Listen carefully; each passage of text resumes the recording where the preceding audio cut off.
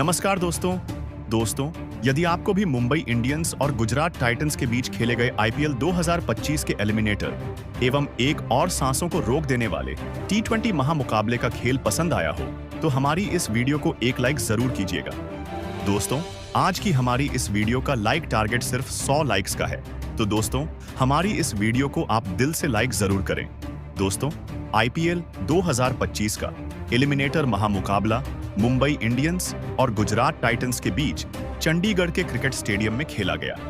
जहां जब टॉस के लिए सिक्का उछाला गया तो सिक्का मुंबई के पक्ष में गिरा और मुंबई के कप्तान हार्दिक पांड्या ने टॉस जीतकर पहले बल्लेबाजी करने का फैसला लिया और गुजरात की टीम को पहले गेंदबाजी के लिए आमंत्रित किया था, जिसके बाद रनों की बारिश करने के इरादे से मुंबई इंडियंस की तरफ से हिटमैन रोहित शर्मा और जॉनी बेयरस्टो की जोड़ी पारी की शुरुआत करने मैदान में उतरी, जहां इन दोनों के कंधों पर इस महामुकाबले में अपनी टीम को एक विस्फोटक ओपनिंग शुरुआत दिलाने की बहुत ही बड़ी जिम्मेदारी थी। तो वहीं गुजरात की तरफ से पहला ओवर मोहम्मद सिराज लेकर आए, जिसमें कोई भी बड़ा शॉट नहीं लगा और दोनों ही बल्लेबाजों ने इस ओवर से 6 रन भागकर बटोरे। लेकिन दूसरे ओवर में जॉनी बेयरस्टो ने अपना बल्ला चलाया और प्रसिद्ध कृष्णा की पहली ही गेंद पर पॉइंट फील्डर के ऊपर से गेंद को लॉफ्ट करते हुए बाउंड्री लगा चौका हासिल किया। लेकिन 5वीं गेंद पर गुजरात की टीम से गलती हुई और फाइन लेग पर फील्डर ने रोहित शर्मा का एक कैच छोड़ दिया, जिसके बाद तीसरा ओवर एक बार फिर मोहम्मद सिराज लेकर आए, जिसकी पहली ही गेंद पर रोहित शर्मा ने ओवर पिच डाली गई। गेंद पर बेहतरीन स्ट्रेट ड्राइव लगाया और गेंद गोली की रफ्तार से सीमा रेखा के बाहर गई।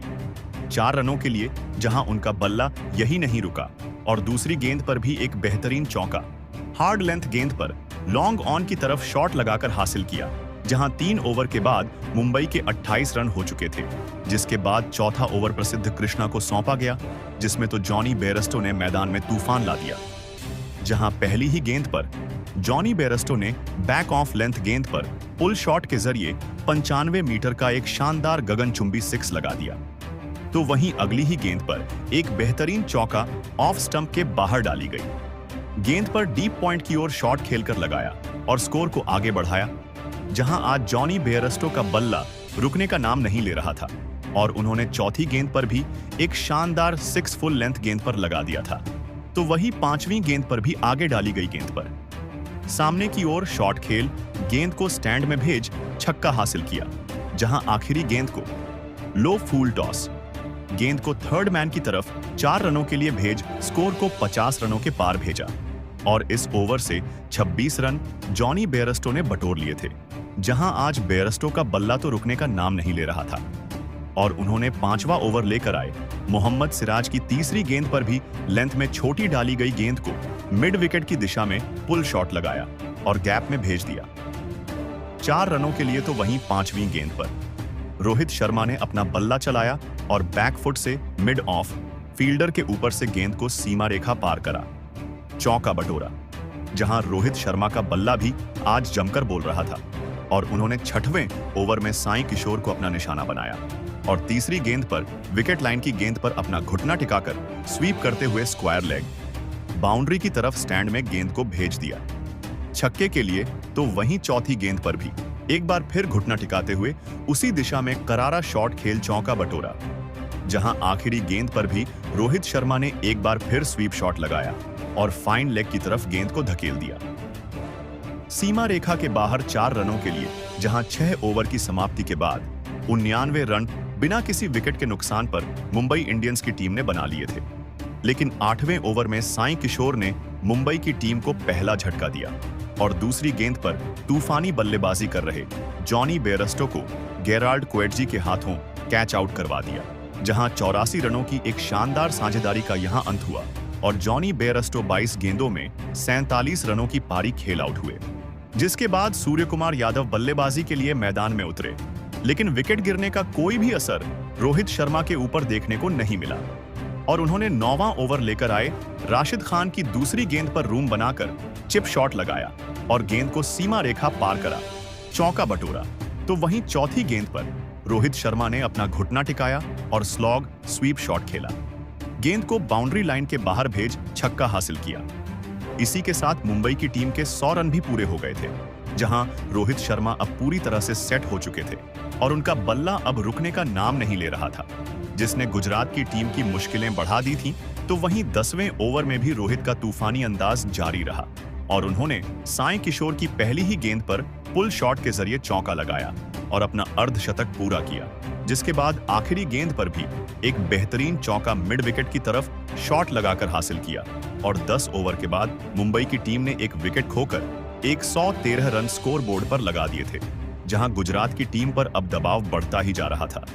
अब इस पारी का 11वां ओवर राशिद खान को डालने दिया गया था, लेकिन राशिद खान के खिलाफ नए बल्लेबाज सूर्य कुमार यादव के बल्ले से एक चौका मुंबई की टीम को मिल चुका था।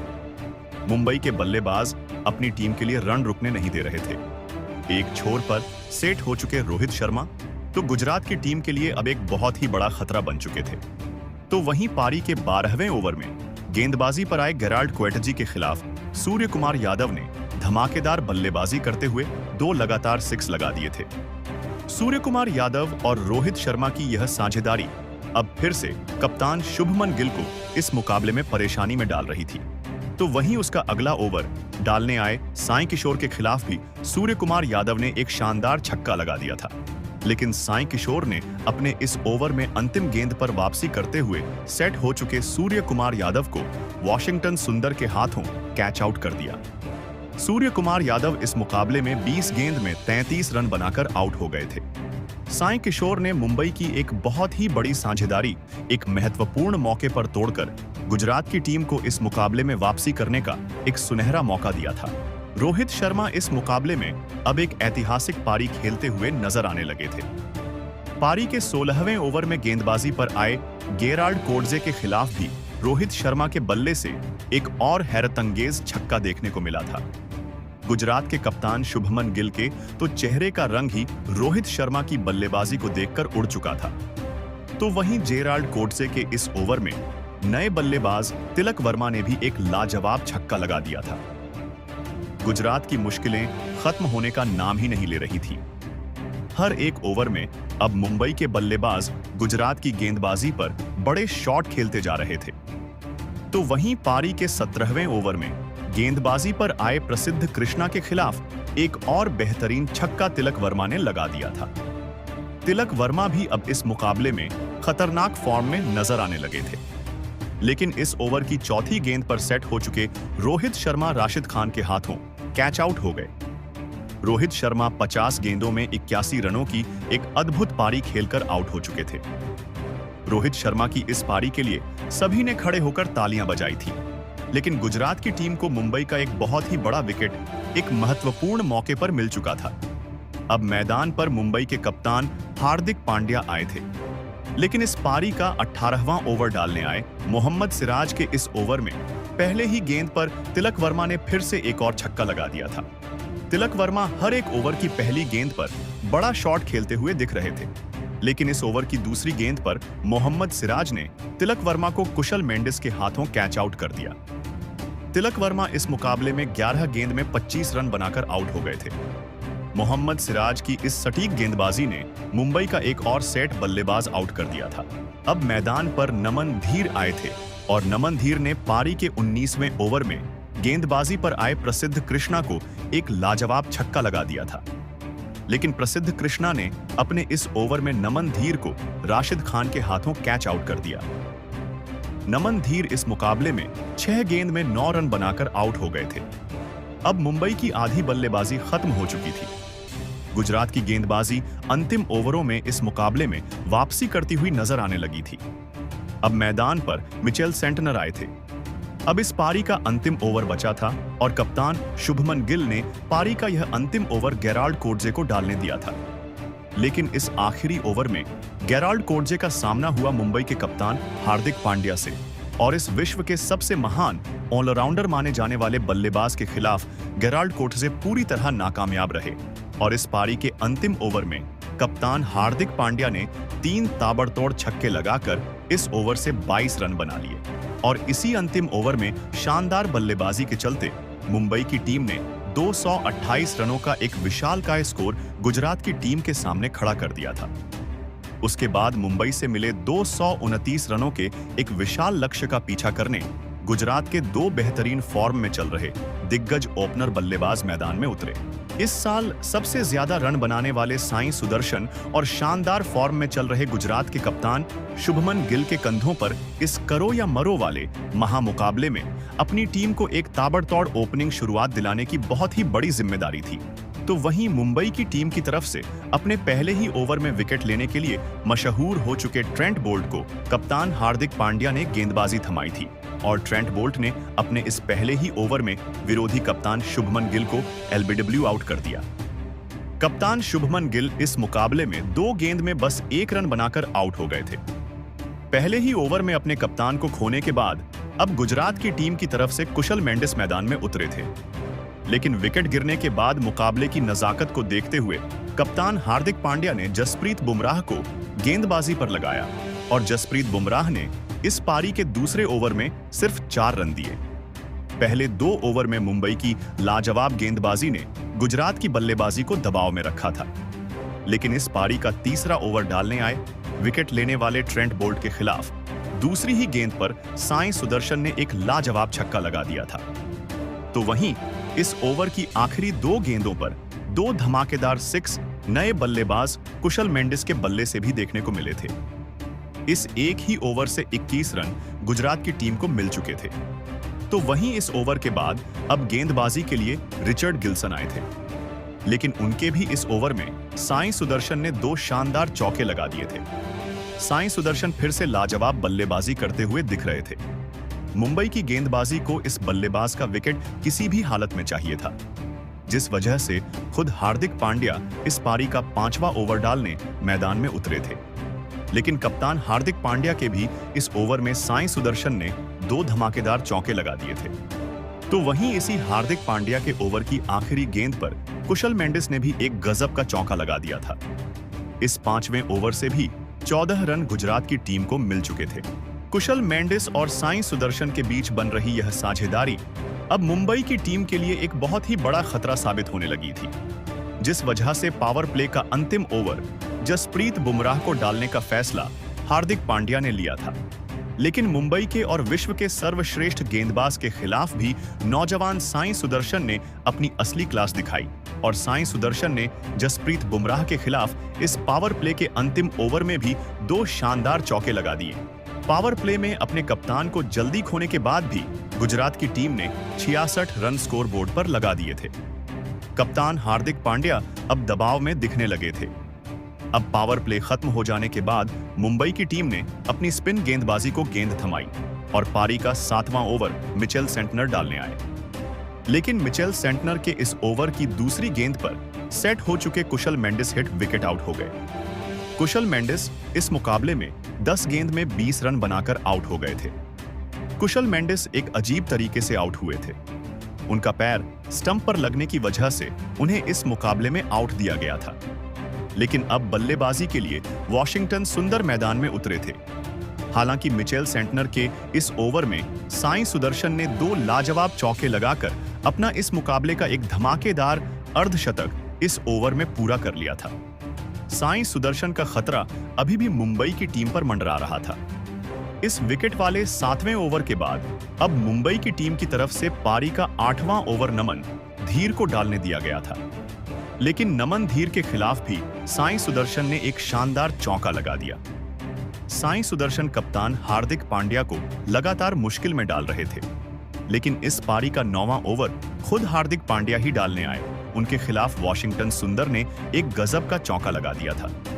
अब साई सुदर्शन और वॉशिंगटन सुंदर के बीच भी एक महत्वपूर्ण साझेदारी गुजरात की टीम के लिए बन रही थी। जिस रण गति से गुजरात की टीम रन बनाना चाहती थी, उस गति से गुजरात की टीम को रन मिल रहे थे। तो वही पारी के 10वें ओवर में गेंदबाजी पर आए रिचर्ड गिल्सन के खिलाफ भी गुजरात के इन 2 सेट हो चुके बल्लेबाजों ने अपने हाथ खोले और 2 चौके इस ओवर में भी लगा दिए। 10 ओवरों में गुजरात की टीम ने 106 रन स्कोर बोर्ड पर लगा दिए थे। वॉशिंगटन सुंदर और साई सुदर्शन की इस साझेदारी ने अब 50 रनों का आंकड़ा पार कर लिया था। मुंबई का हर एक गेंदबाज अब इस मुकाबले में दबाव में था। अब इस पारी का 11वां ओवर हार्दिक पांड्या डालने आए थे, मगर हार्दिक पांड्या के इस ओवर में वॉशिंगटन सुंदर ने अपने बल्ले का असली कमाल दिखाया और इस ओवर में मुंबई के कप्तान हार्दिक पांड्या को एक चौका और एक अद्भुत छक्का लगा दिया। मुंबई के कप्तान हार्दिक पांड्या अब इस मुकाबले में पूरी तरह बैकफुट पर थे। कोई भी गेंदबाज किफायती गेंदबाजी करके गुजरात की इस साझेदारी को रोक नहीं पा रहा था। अब इस पारी का 12वां ओवर अश्विनी कुमार डालने आए थे और अश्विनी कुमार ने इस ओवर की पहली 5 गेंदों पर गुजरात के इन 2 सेट हो चुके बल्लेबाजों को हाथ खोलने का कोई भी मौका नहीं दिया था। लेकिन इस ओवर की आखिरी गेंद पर सेट हो चुके वॉशिंगटन सुंदर ने फिर से एक और चौका लगा दिया।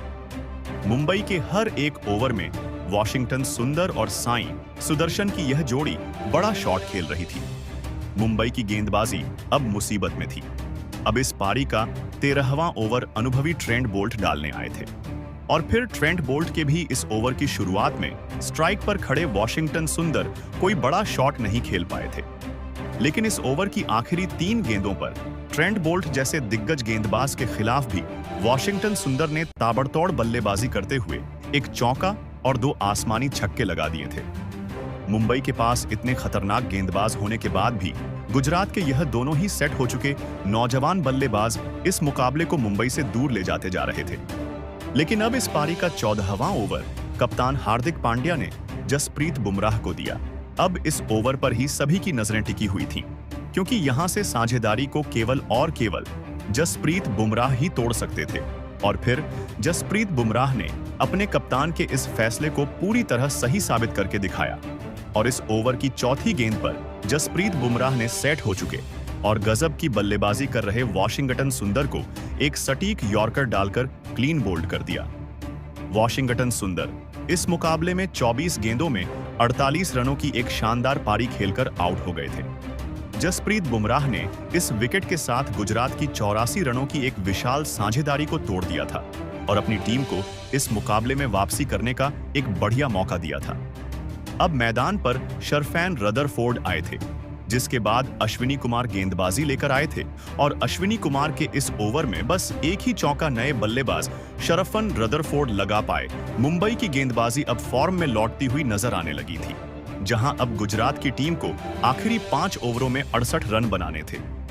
मुंबई की टीम की तरफ से अब इस पारी का 16वां ओवर रिचर्ड ग्लिसन को डालने दिया गया था, लेकिन रिचर्ड ग्लिसन के इस ओवर की पहली 2 गेंदों पर शरफन रदरफोर्ड ने 2 शानदार चौके इस ओवर में लगा दिए थे और पूरा मोमेंटम फिर से गुजरात की टीम की तरफ मोड़ दिया था।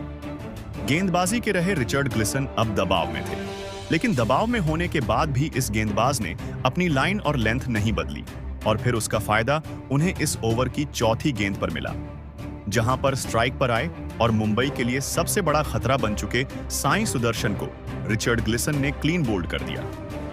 साई सुदर्शन इस मुकाबले में 49 गेंदों में 80 रनों की एक अद्भुत पारी खेलकर आउट हो गए थे। साई सुदर्शन का यह विकेट मुंबई की टीम के लिए किसी वरदान से कम नहीं था। इस अकेले बल्लेबाज ने पूरी मुंबई की टीम की धड़कन बढ़ाकर रख दी थी, लेकिन अब उनके आउट हो जाने के बाद राहुल तेवतिया मैदान में उतरे थे। लेकिन इसी विकेट वाले ओवर की आखिरी गेंद पर रिचर्ड ग्लिसन को शरफन रदरफोर्ड ने एक और चौका लगा दिया और इस ओवर में विकेट मिलने के बाद भी 14 रन गुजरात की टीम को मिल गए, जिस वजह से अब आखिरी 4 ओवरों में गुजरात की टीम को जीत के लिए 54 रनों की जरूरत थी। अब इस पारी का 17वां ओवर अश्विनी कुमार डालने आए थे, लेकिन अश्विनी कुमार के इस ओवर में नए बल्लेबाज राहुल तेवतिया ने एक शानदार चौका लगा दिया और इस ओवर से 9 रन गुजरात की टीम को मिल गए थे।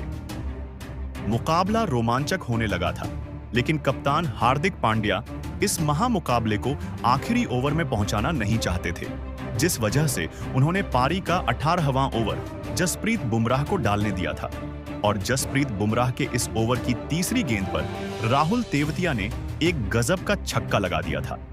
जसप्रीत बुमराह जैसे गेंदबाज के खिलाफ भी राहुल तेवतिया ने यह 6 लगाकर मुंबई की टीम की धड़कनें फिर एक बार बढ़ा दी थी, लेकिन बाकी बची हुई गेंदों पर जसप्रीत बुमराह ने अपने अनुभव का पूरी तरह इस्तेमाल करते हुए सटीक गेंदें डाली, जिस वजह से 18वें ओवर में सिर्फ 9 रन गुजरात की टीम को मिले थे, जिस वजह से आखिरी 2 ओवरों में गुजरात को जीत के लिए 36 रनों की जरूरत थी। अब इस पारी का 19वां और सबसे महत्वपूर्ण ओवर ट्रेंट बोल्ट डालने आए थे। लेकिन ट्रेंट बोल्ट ने आते ही अपने इस ओवर की पहली ही गेंद पर शानदार बल्लेबाजी कर रहे शरफन रदरफोर्ड को तिलक वर्मा के हाथों कैच आउट कर दिया। शरफन रदरफोर्ड इस मुकाबले में 15 गेंद में 24 रन बनाकर आउट हो गए। शरफन रदरफोर्ड की इस विकेट ने गुजरात की बल्लेबाजी को और भी ज्यादा दबाव में डाल दिया था। अब मैदान पर शाहरुख खान आए थे, लेकिन इस 19वें ओवर की आखिरी गेंद पर शाहरुख खान ने एक धमाकेदार छक्का लगा दिया और इस 19वें ओवर में गुजरात की टीम को 12 रन मिल गए, जिस वजह से अब आखिरी 6 गेंदों पर गुजरात की टीम को जीत के लिए 24 रनों की जरूरत थी। मुकाबले ने रोमांच की हर एक सीमा को तोड़कर रख दी थी। अब इस पारी का निर्णायक और अंतिम ओवर रिचर्ड ग्लिसन डालने आए थे। अब उनके सामने स्ट्राइक पर राहुल तेवतिया थे, लेकिन राहुल तेवतिया इस ओवर की पहली गेंद पर बस एक ही रन बना पाए, जिस वजह से अब 5 गेंदों में 23 रन गुजरात की टीम को जीत के लिए चाहिए थे। लेकिन उसकी अगली गेंद पर स्ट्राइक पर खड़े शाहरुख खान को रिचर्ड ग्लिसन ने एक भी रन बनाने नहीं दिया, जिस वजह से अब 4 गेंदों में 23 रन गुजरात की टीम को बनाने थे। अब यहां से 4 छक्के लगाकर ही गुजरात की टीम इस मुकाबले में जीत सकती थी, लेकिन उसकी अगली गेंद पर शाहरुख खान बस 2 ही रन बना पाए, जिस वजह से अब 3 गेंदों में 21 रन गुजरात की टीम को बनाने थे। लेकिन अब यह पूरी तरह नामुमकिन था। गुजरात के हाथ से यह मुकाबला निकल चुका था, लेकिन इस ओवर में गेंदबाजी डाल रहे रिचर्ड ग्लिसन चोटिल होने की वजह से आगे ओवर नहीं डाल पाए, जिस वजह से अश्विनी कुमार को बची 3 गेंदें डालने को बुलाया गया और अश्विनी कुमार ने आते ही अपनी पहली गेंद पर शाहरुख खान को सूर्य कुमार यादव के हाथों कैच आउट कर दिया। शाहरुख खान 7 गेंद में 13 रन बनाकर आउट हो गए और बची हुई गेंदों पर भी अश्विनी कुमार ने लाजवाब गेंदबाजी करी और मुंबई की इसी अद्भुत और सटीक गेंदबाजी के चलते इस रोंगटे खड़े कर देने वाले महामुकाबले में मुंबई की टीम ने 20 रनों से गुजरात की टीम को धूल चटा दी और इस एलिमिनेटर मुकाबले को जीतकर अब दूसरे क्वालिफायर मुकाबले में मुंबई की टीम पंजाब का सामना करेगी और उन दोनों में जो भी टीम जीतेगी वह फाइनल में बेंगलुरु का सामना करेगी।